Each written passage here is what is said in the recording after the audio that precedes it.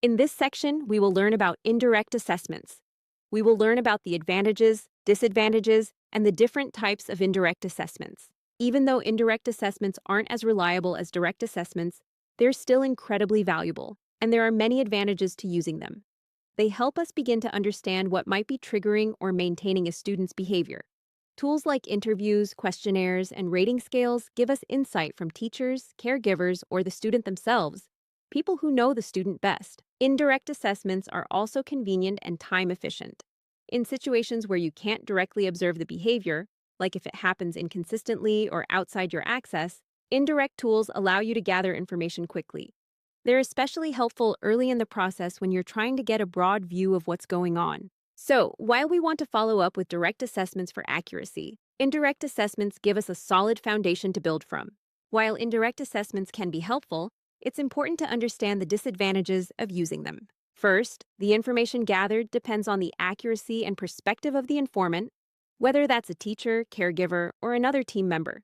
People may unintentionally leave out details, misremember events, or let their own bias influence how they describe the behavior. Second, indirect assessments are simply less reliable than direct assessments. You're not actually seeing the behavior yourself, you're depending on secondhand reports. Because of this, indirect assessments should not be used alone to determine the function of behavior. They're a good starting point, but they're not enough on their own for making solid behavior support decisions. Finally, think of indirect assessments as a tool for hypothesis development. They help guide where to look and what to observe, but we still need direct, objective data to confirm what's really happening. As part of the FBA process, we begin with a file review. This step helps us gather existing information that might shed light on the student's behavior, learning history, and areas of need.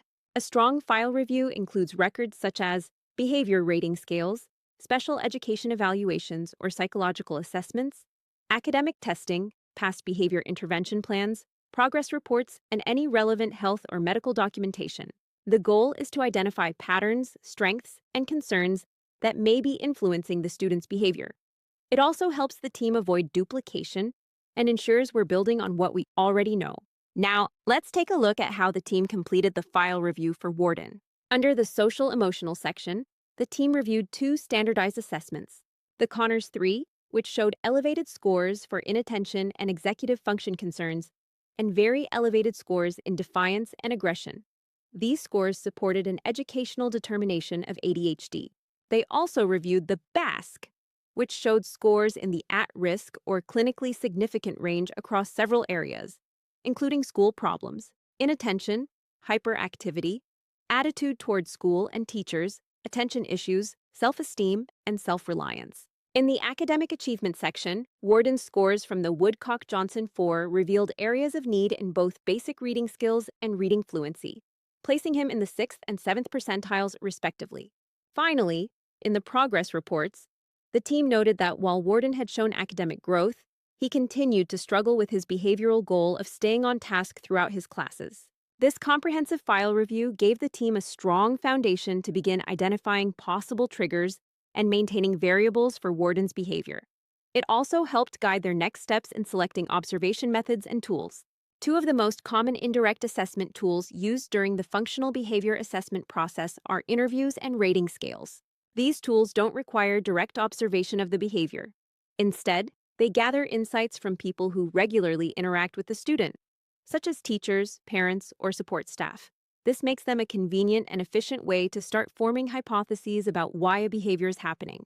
Let's learn more about each. The functional analysis screening tool, or FAST, is a structured interview tool designed to help identify the possible function of a challenging behavior. It's quick to administer, typically taking around 10 to 15 minutes, and is usually completed by someone familiar with the student, such as a teacher, paraprofessional, or parent. The FAST includes 16 yes or no questions that are grouped into 4 possible behavior functions: social, attention, or preferred items; social, escape from tasks or activities; automatic sensory stimulation, or automatic pain attenuation. Each question is designed to capture whether certain conditions or outcomes tend to occur when the behavior is observed. Scoring is simple. After the interview is complete, total the number of yes responses for each of the 4 categories. Each category has its own set of associated questions. The function with the highest number of yes responses suggests a hypothesized function of the behavior. For example, if most yes answers fall under the escape category, the team may hypothesize that the behavior is maintained by avoiding tasks or demands. Keep in mind, the FAST does not diagnose or confirm a function. It gives us a starting point for what to observe more closely during direct assessment. The FAST is most helpful early in the FBA process, when you are gathering input from people who know the student well. It can guide your thinking and help you decide what patterns to look for during direct observations. Just remember, indirect tools like the FAST should always be paired with direct data collection to make confident, informed decisions. Let's take a closer look at how the Functional Analysis Screening Tool, or FAST, was completed for Warden and what we can learn from it. In the corner of your screen is the map symbol indicating that a blank FAST form is in your binder from kickoff if you would like to reference it. On the first page, we start with basic background information about the informant completing the FAST. This person identified themselves as an instructor who has known Warden for over 2 years and interacts with him daily. In the Problem Behavior Information section, the informant identified Warden's primary concerns as other. Rude or disparaging language towards adults can include profanity and threats. These behaviors occur daily and are rated as mild in severity, meaning they are disruptive but little risk to property or health. Questions 4 through 8 ask questions around setting events, antecedents, etc., to gather information about what happens right before the behavior and right after the behavior. For Warden, right before the behavior, the teacher is assigning independent work or the class is working on an assignment. Right after the behavior, the adults usually try to redirect Warden back to what he is supposed to be doing, and peers laugh or watch. Now, let's move to the scored items on the second page. Each of the 16 questions was answered with yes, no, or not applicable. We focus only on the questions marked yes to determine which behavior function is most likely. Looking at the scoring grid at the bottom, the responses break down as follows. Social, attention, or preferred items.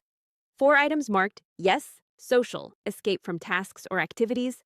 0 items marked yes, automatic, sensory stimulation.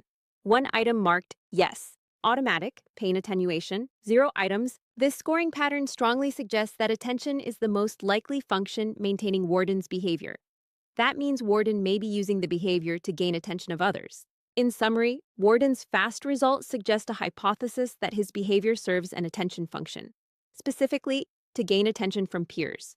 These results will help guide the next step in the FBA process, collecting direct observation data to confirm or refine this hypothesis. Let's take a closer look at the Questions About Behavioral Function, or QABF. This is a widely used indirect assessment tool designed to help identify the possible function of a specific behavior. The QABF is a rating scale completed by someone who knows the student well, usually a teacher, paraprofessional, or caregiver. It includes 25 questions that describe situations or outcomes commonly associated with problem behavior. The person completing the form rates how often each item applies to the student's behavior using a scale from 0 to 3. 0 means the item doesn't apply at all, 1 means it almost never applies, 2 means it sometimes applies, and 3 means it often applies. Each question is aligned with one of 5 possible behavior functions. Attention, escape, non-social, which refers to automatic or sensory reinforcement, physical pain, and tangible, such as access to items or activities. Once all 25 questions have been scored, you'll total the numbers for each column. The column with the highest total suggests the most likely function of the behavior.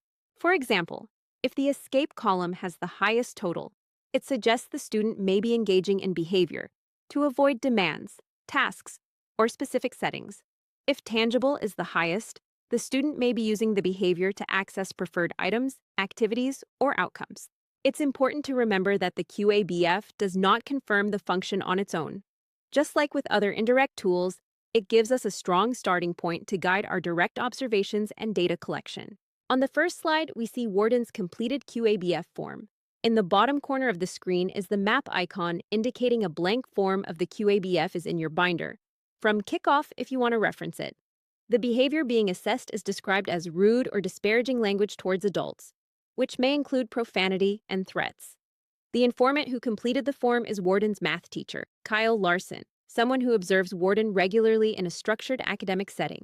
Each of the 25 statements on the QABF is rated on a scale from 0 to 3, with 0 meaning does not apply and 3 meaning occurs often.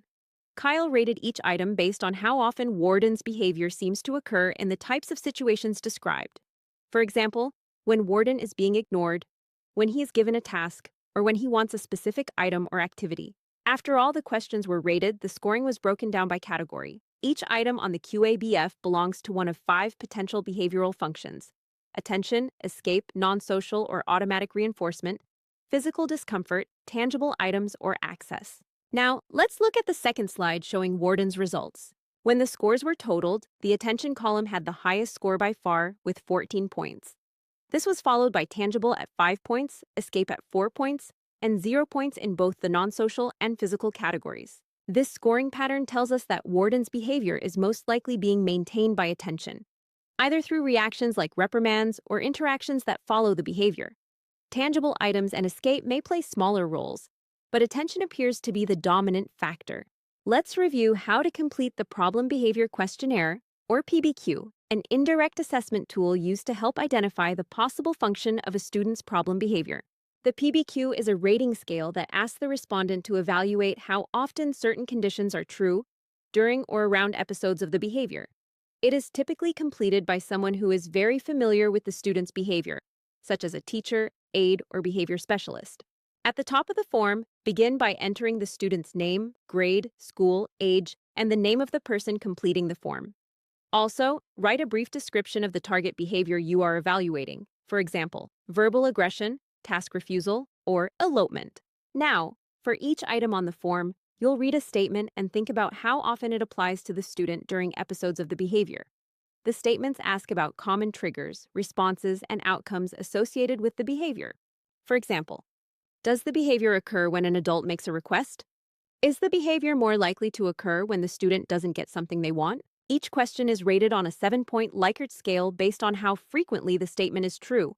0 equals never, 1 equals 10% of the time, 2 equals 25% of the time, 3 equals 50% of the time, 4 equals 75% of the time, 5 equals 90% of the time, and 6 equals always. As you go through the items, try to keep in mind a typical episode of the behavior and base your ratings on your actual observations, not assumptions or rare incidents. After all items are completed, the questionnaire is scored to help determine whether the behavior is most likely maintained by escape, attention, access to tangibles, or other variables. Remember, like all indirect tools, the PBQ is not a standalone diagnostic tool. It's designed to inform hypotheses that must be tested and confirmed through direct observation. Let's walk through how the Problem Behavior Questionnaire, or PBQ, was completed for Warden, and how the results help us understand the likely function of his behavior.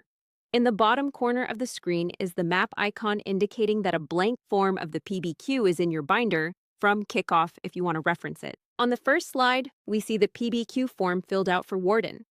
The behavior being assessed is described as rude or disparaging language toward adults, which may include profanity and threats. The respondent was Warden's mother, Amy, and the interview was facilitated by Dennis Donaldson, the school psychologist. As you can see, Dennis asked Mom all of the questions and scored them on the sheet. Now, on the third slide, we see Warden's PBQ scoring profile. Each item on the PBQ contributes to one of 6 possible behavior function categories. In Warden's profile, the highest total score falls under attention from peers, with a score of 18, followed closely by attention from adults at 15. Other functions like escape and tangible items scored much lower.